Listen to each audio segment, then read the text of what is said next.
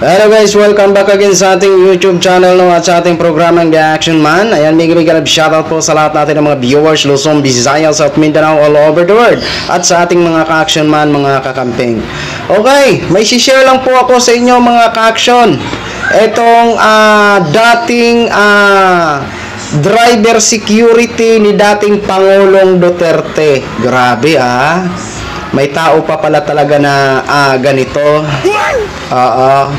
Handang ialay ang kanyang buhay to save kay Digong. Diba? At handa siyang magsinungaling siguro to save Digong. Eto ho mga ka-action, no? Ito po ang magandang pag-imbestiga ni Congresswoman Luis Trojo, mga ka-action, mga kakamping. Eto po, panoorin po natin. Ang galing talaga. Wala talaga akong masasabi pagdating sa pagtatanong o pag-imbestiga ni Congresswoman Luis Trojo, mga ka-action, mga kakamping. Okay? Para hindi na ho tayo magtagal at bago tayo magtuloy-tuloy, panoorin na po natin ang nasabing video. Mr. Buenaventura? Yes, Your Honor. Taga saan po kayo? Saan po kayo nag-originate or where were you born and raised? Davao City po. Davao City. Yes po. At I understand you're a police officer before your retirement. Saan po ba kayo nag-aral ng pagpupulis? Davao City po. Davao City rin po. And kayo po ba ay mayroong sariling pamilya? Yes, Your Honor. May asawa at anak po kayo? Yes, Your Honor. Taga saan po ang napangasawa nyo? Taga Davao din po. Going back to your police career, sir, saan po ba yung unang assignment nyo? Turil Police Station po. Saan po yon? Sa district ko, 3rd District of Davao. Turil Police Station, Turil, Davao City. Turil, Davao Yes, City. Your Honor. Anong taon po ito, sir? May 16, 1978 po. 1978. Pagkatapos po ng assignment nyo sa Turil, saan po ang sumunod? Tugbok Police Station po. Bugbog? Tugbok, Mintal, Davao City. Tugbog. Police Station, Mintal, Davao City. Sa Davao din po ito? Yes, Your Honor. Anong taon po ito? Hindi ko na maalala, Your Honor. Can you please give an approximate year? 1980s. 1978. I think 81. 1981. I'm not sure, Your Honor. I'm not sure. Maybe. Pagkatapos po ng Tugbog, sir, saan po yung sunod na assignment nyo? Sa Davao City. Saksa. Sa Davao City. Sasa. Sa Police Station, Davao City. And can you please cite also the approximate year? I'm not sure, maybe 1983. Not sure, Your Honor. 1983. After Sasa, saan po kayo sunod na na-assign? Doon na po kay Kwan, naging security driver na po ako ni then Mayor Rudy Duterte po. Maari niyo po bang ikwento sa amin kung paano kayo napunta kay President Duterte during that time? Mayroon pong order from Davao Metro Discom din na i-assign ako sa City Hall under Mayor Duterte's term. Whose order was that, sir? Davao City Police Office po. Oh, so the order came from the Davao City Police Office. Napunta po kayo sa Office of the City Mayor. That was 1988. 1988. And starting from 1988, you work for Mayor Duterte. Can you please describe to us ano ho bang naging nature ng trabaho nyo sa noon ay Mayor Duterte? Security driver po. Security driver. And Yes, Your Honor. I wish to believe that as security driver, sir, kayo po ay halos 24/7 kasama ni Mayor Duterte. Yes, Your Honor. Maaari nyo po ba siyang ilarawan? Anong klase po bang principal or VIP si Mayor Duterte?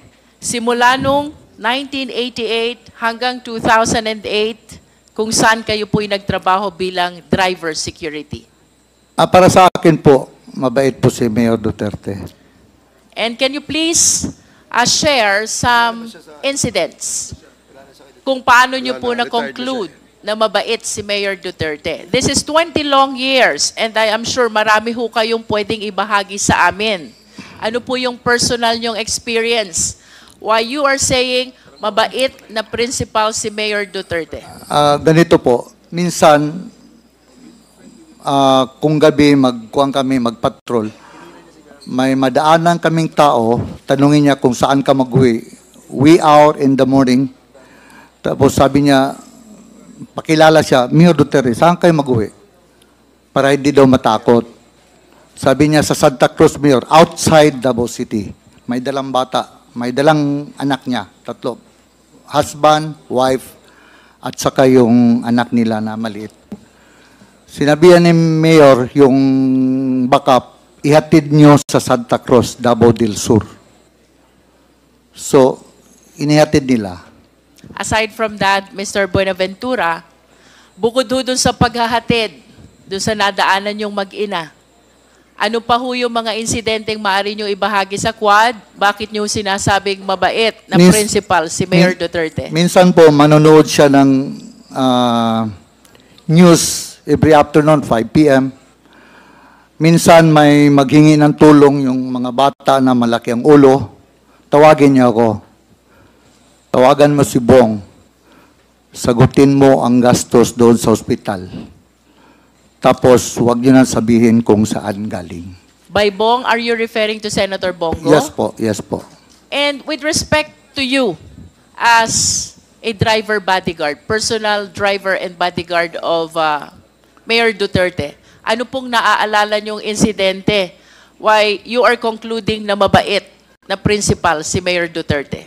Sa inyo pong personal na buhay, ano pong nagawa ni Mayor Duterte? Marami po. Can you please share some? Yung mga bata na cancer patient, binilihan niya ng bahay. Sir, I am referring to your personal and family life. Ano pong naitulong sa inyo?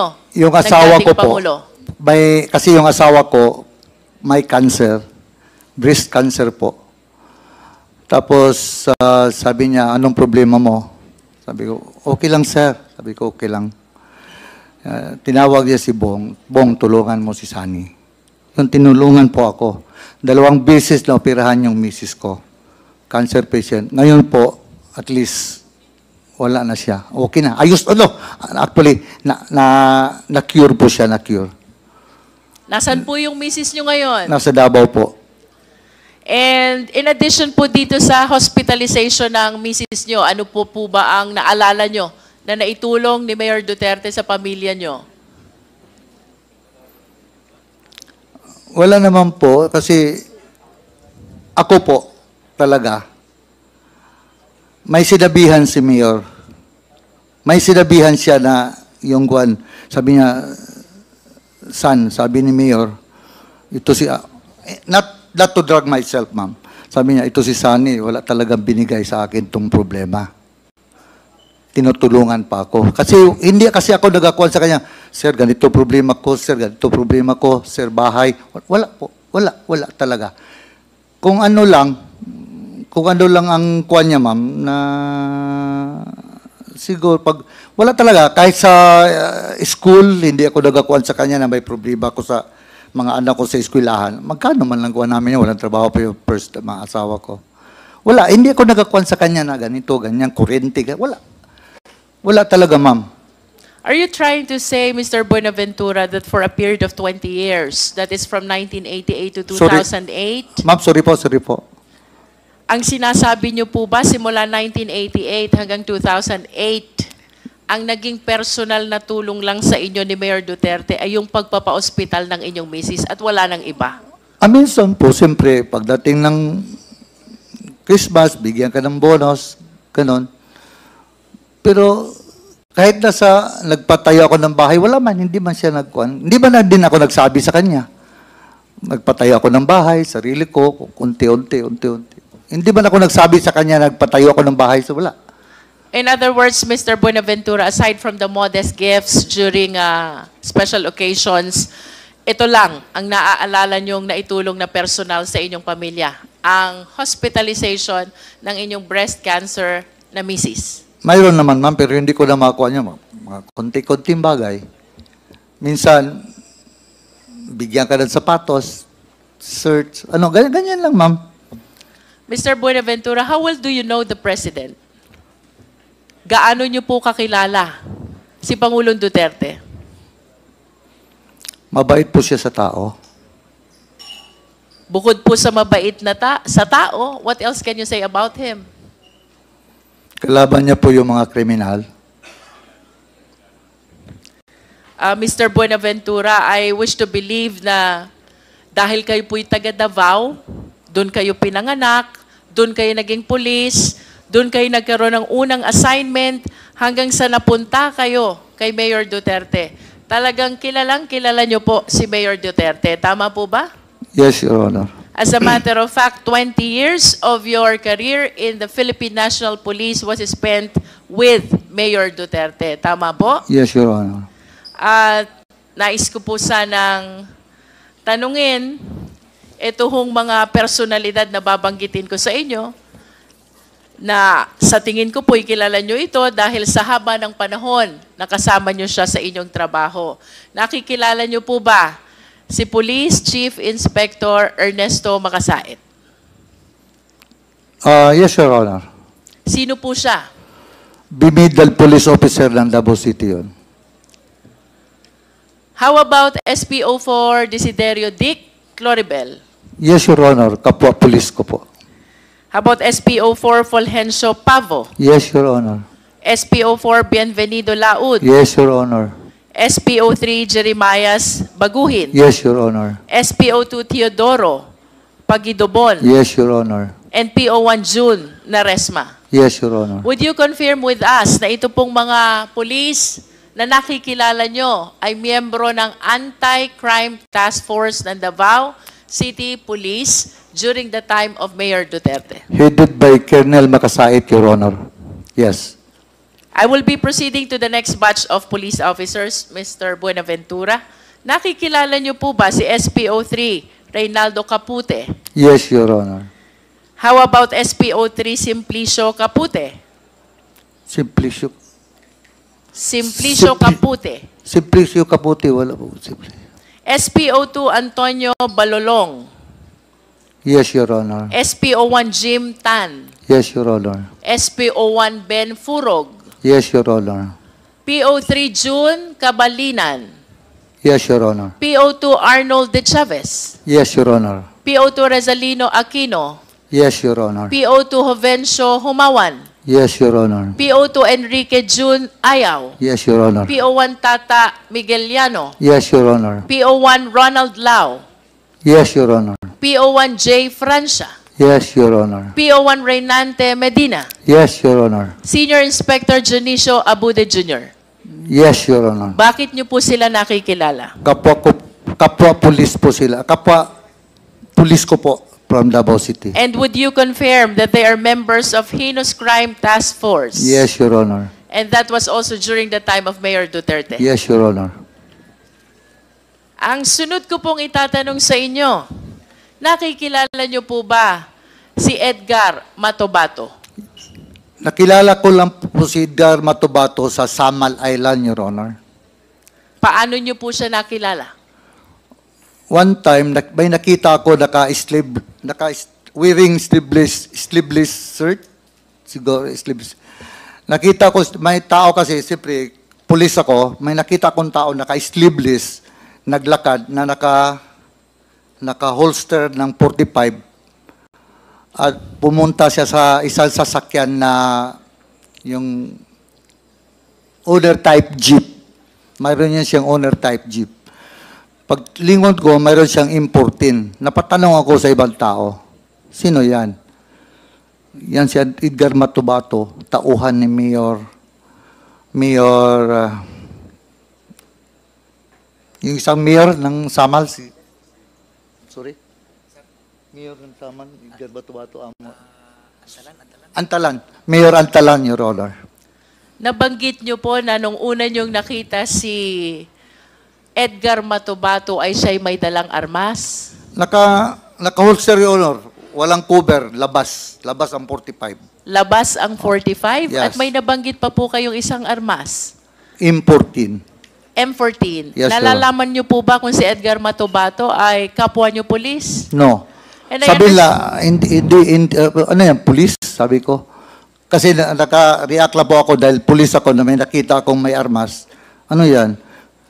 Bata, yan lang, bata ni Mayor Antalan. I understand that you were a police officer during the time, Yes, Your Mr. Honor. Buenaventura. Did you not bother to prompt Sabi kasi Edgar nila, Matubato? sabi nila member ng CHDF, Ano po yun? Civilian Home Defense Force, Your Honor. Saan po ba naka-attach itong civilian force? Civilian Police Force. na Home Defense Force. Army po yun sa Army. Civilian Home Defense Force. Yes, Your Honor. Saan po ba attach itong Civilian Home Defense Force? Sa military po, Army. Sa military po. Yes, But Your you Honor. were saying kanina na siya ay bata, tao, ng mayor ng Samal. Tama po ba yun? Tauhan siya ng mayor ng Samal. Ano pong pangalan ng mayor ng Samal? Mayor Antalan po. Nalalaman niyo po ba kung ano itong Civilian Force Multiplier? Yes, Your Honor. Ano po ba itong Civilian Force Multiplier? Home Defense Force yun under the Army. Under the Army. Nalalaman niyo din po ba na kayo ay kilala ni Edgar Matubato? After na, Your Honor, after noon. Yung first time nakita ko siya, after noon, nakilala niya rin ako na isang pulis. Kaya, Kilala po kayo ni Edgar Matubato bilang boss doon sa grupo ni Mayor Duterte. Do No, you na- confirm this? hindi naman boss, Your Honor. Security driver lang po ako. Pero Security driver. would you confirm na kayo po ay kilala ni Edgar Matubato bilang isa sa mga tao Isang ni Mayor pulis po, Duterte? isang pulis. And would you confirm also that for quite some time itong si Edgar Matubato ay naging tao din ni Mayor Duterte? Hindi po. Not at any point in time. Narinig ko yung sabi niya na naging security siya ni Mayor Duterte. Hindi po totoo yan. Hindi totoo. Na naging security siya ni Basti, naghatid sa eskwelahan. Hindi po totoo yun. Hindi po totoo. Ang security ni Mayor Duterte, puro pulis. Mr. Buenaventura, may mga babanggitin pa rin po akong pangalan dito. Yes, Your Honor. Nakikilala niyo po ba si Chris Lanay? Chris Lanay. Hindi ko makuha mo, Your Honor. Si Andong? Hindi ko kilala, Your Honor. Si Jopet? Hindi, Your Honor. Si Alvin Laod? Pulis din yun, Your Honor. Alias Boboy Maldito? Hindi, Your Honor. Alejandro Casas alias Toothpick? Yung bata ni Juan yun, Your Honor, ni Las Cañas. Si Boy Pondoyo alias Boy Chacha? Sa City Hall po yun, Your Honor. Alias Inchik? Hindi ko kilala, Your Honor. Jerry Trosio? City Hall po, Your Honor. De La Serna Brothers? Hindi ko Sina kilala. Ayan, Yoyin, at Jongjong? Hindi ko kilala, Your Honor. Duhilag Brothers na may pangalang Roland, Yanyan, Alan, at Valentin. Hindi ko kilala, Your Honor. Ayon po sa ating mga source, Mr. Buenaventura, ang mga nabanggit pong pangalan ay mga miyembro ng Davao Death Squad. At ito po ay ayon kay Arturo Las Cañas. Ano pong masasabi nyo rito? Yan po ang sabi ni Las Cañas, Your Honor. Dahil sila, nasa heinous crime sila. Ako, security driver lang po ako ni Mayor Duterte. Wala akong kuwan doon. Isang unit sila doon sa police. Dito lang ako sa kay Mayor Duterte. Do you confirm that Davao Death Squad exists? Yun sa newspaper, sa media. Do you know Arturo Las Cañas? Yes, Your Honor. Do you know Jose Basilio? No, Your Honor. Las Cañas, Basilio, and Matobato. All of them are members of DDS? Davao Death Squad, and they are identifying you bilang taong dinadaanan ng mga orders ni Mayor Duterte. Ano pong masasabi nyo dito? Ganito po yun, Your Honor. Heinous crime headed by Colonel Makasait.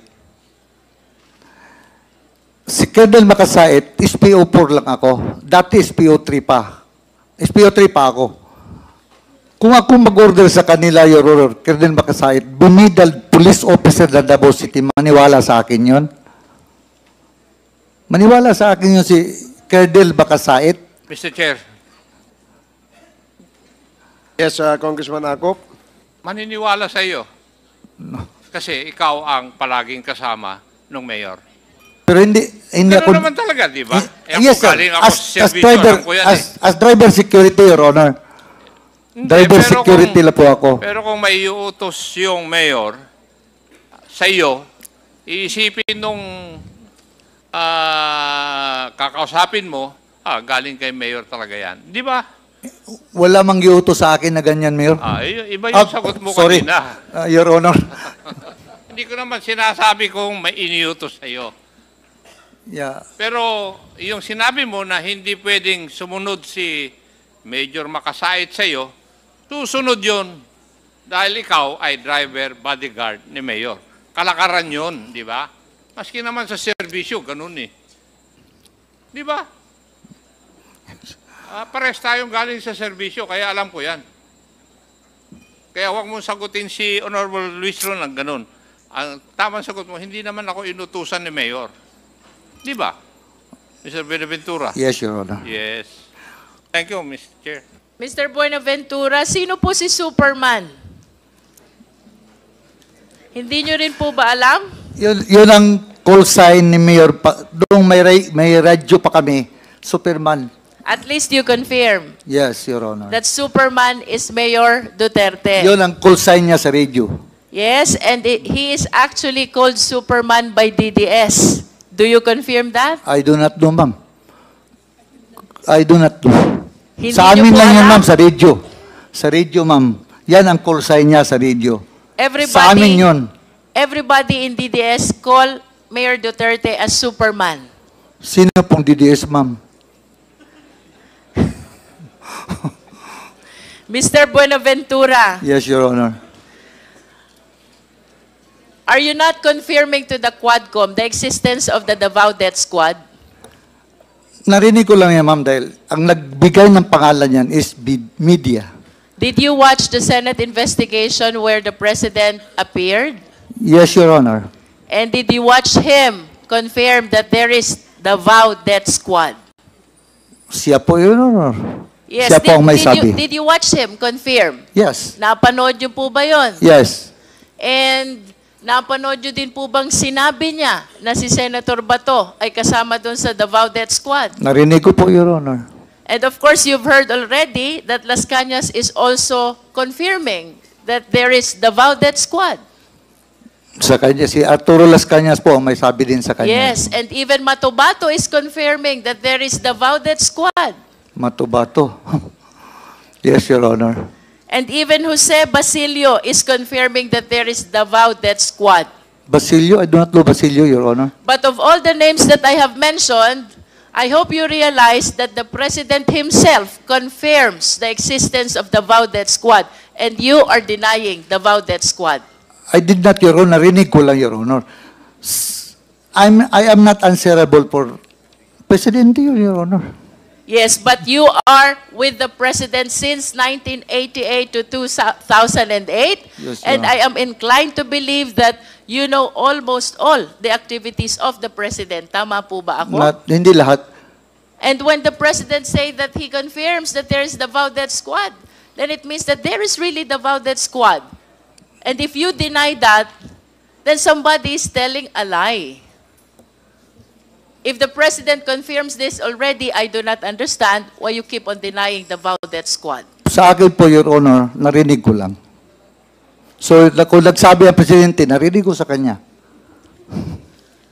Before I end my interpellation, Mr. Chair, may I request the Secretariat to please flash the two pictures of the President with Mr. Buenaventura.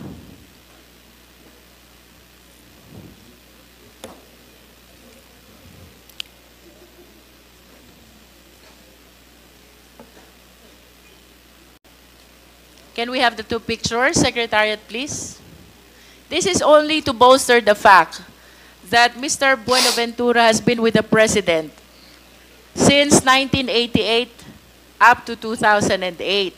And for 20 years that he was working with President Duterte, then Mayor Duterte of Davao City.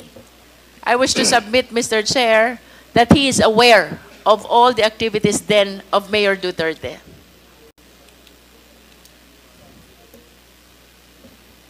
Secretariat.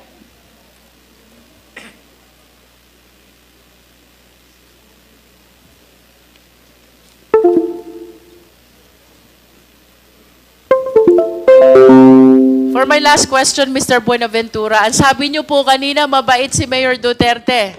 You confirm that?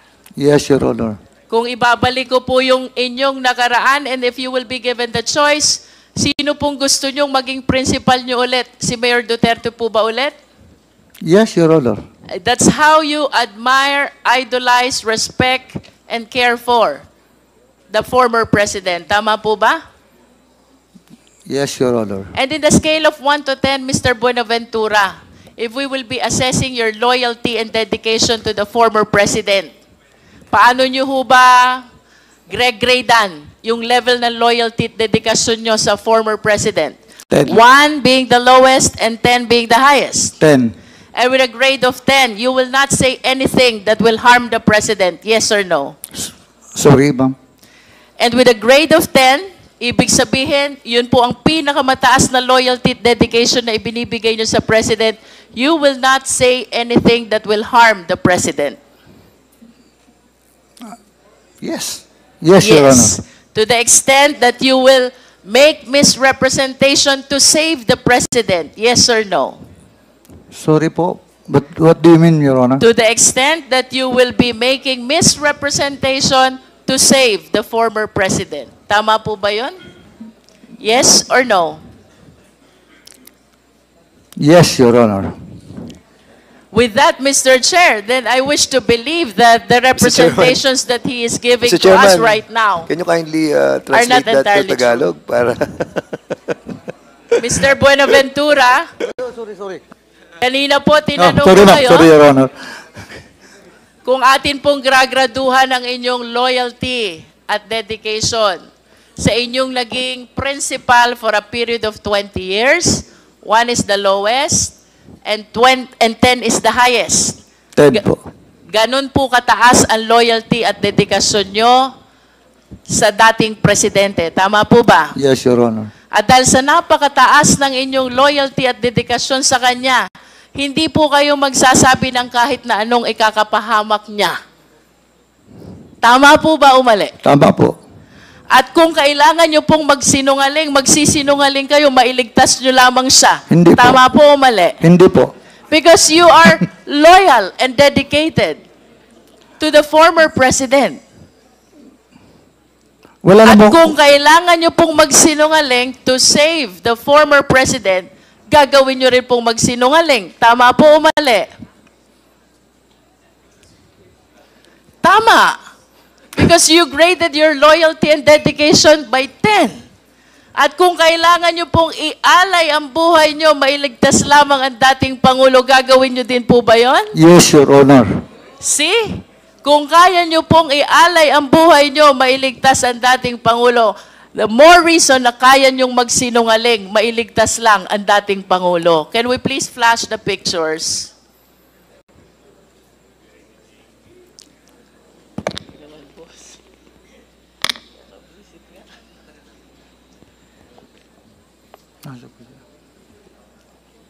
Next picture, please. The two old pictures. There. Maaari niyo po bang ituro sa amin dyan? Sino po ba kayo dyan? Yung nakatindig po, nakaputi. Yun pong nakatayong nakaputi. Yes, Your Honor. Sino po yung may bilog doon sa gitna? Si dating presidente po. At sino naman po yung mga kasama ninyo sa picture? Taga-media po. Taga-media. Saan po ba kuha itong letratong ito? Sa kuwan po, sa Turil, yung masalang Eden Bayabas po, hindi pa yun, wala pa yung, Mga anong taon po ba kuha itong litratong ito? hindi ko lang maalala. Hindi ko lang maalala, Your Honor. Approximate year lang po. Perhaps you can base it on the looks of the former president. Batang-bata pa po siya dito. If you started in 1988, Early 90s, Your Honor. early 90s, so mayor na po si President Duterte during that time. Yes, Your Honor. As early as then, ganun na po kayo ka-close dito sa ating dating Pangulo, no? Kasi kahit mga media ang kasama, kayo pa rin ang kasama niya. Tama po ba? Ako kasi ang security driver, Your Is Honor. Turil outside Davao City? Within Davao City, Within Your Honor. Davao City. Can we flash the next picture, please? Sino po kayo dito, Mr. Buenaventura? Wala po ako dyan, ma'am. Wala po kayo. Sino po yung may bilog na naka-shades? Hindi po ako yan, ma'am. Sino nga po? Yung may bilog na naka-shades, if you can identify him. Nakikilala niyo po ba siya? Hindi po, hindi po. I think nakikilala ko po siya. He's the former president, tama po ba? Ay, yung isa, ma'am. Yung dalawa kasi nakabilog, ma'am. Yung isa, ma'am, hindi ko kilala. Itong isa, ma'am, kilala ko. He's the Ka- former president. At ito pong nasa bandang kaliwa, sino po ba yon? Hindi ko kilala yan, ma'am. Hindi niyo po nakikilala. Yun pong nasa likod. Ay, hindi po. Hindi niyo rin po kilala. But at least the first picture, Mr. Chair, shows that as early as 1990s, Mr. Buenaventura is already with the President and having spent 10 years of his police career with the President during the time as mayor of Davao City, I wish to believe that he has given so much loyalty and dedication to the President as proven by his recent answers. Ang sabi po niya, kung kailangan niyang ialay ang buhay niya to save the President, gagawin niya. At kung kailangan niyang magsinungaling to save the President, magsisinungaling siya. I submit, Mr. Chair. So yun na ho mga ka-action, mga kakamping no, napakinggan na po natin ang lahat. Okay? Para sa akin mga ka-action, ang hatol ko, sinungaling. Di ba? Bakit ko nasabi na sinungaling? Kasi doon pa lang sa pag-grade niya, malaking grade niya, 10 talaga, 10%. Oh, di ba? Talagang sagad na sagad. So, totoo talaga, sinabi ni Congresswoman Luistro. Kung kaya mo ialay ang iyong sarili to save kay Digong, so handa ka rin na magsinungaling to save Digong. Di ba? Yan lang po yun, mga ka-action, mga kakamping eh. Di ba? Doon pa lang sa mga katanungan kanina, halatang halata na nagsisinungaling na eh. Di ba? Imposible naman na yun yung sinabi niya na call sign lang ang Superman, pero hindi niya pa rin inaamin na may DDS, di ba? O para sa akin talaga ang hatol ko sa tao na yan, sa driver security ni dating Pangulong Duterte, sinungaling. At sinungaling din ang sinasabi niya na handa niyang ialay ang kanyang buhay para isalba si Digong. Kalokohan. Ano ka, magpakabayani? No? So, kayo po mga ka-action, anong masasabi nyo? Anong hatol nyo? Oh, huwag nyong kalimutan na i-comment ang inyong magiging hatol dyan. Basta sa akin, sinungaling siya. Okay? So, yun lang po mga ka-action, mga kakamping klaw. Maraming salamat po sa ating mga viewers, Luzon, Visayas at Mindanao all over the world. Ako po ang inyong lingkod, Sina Action Man. Have a good day, everyone. Beautiful.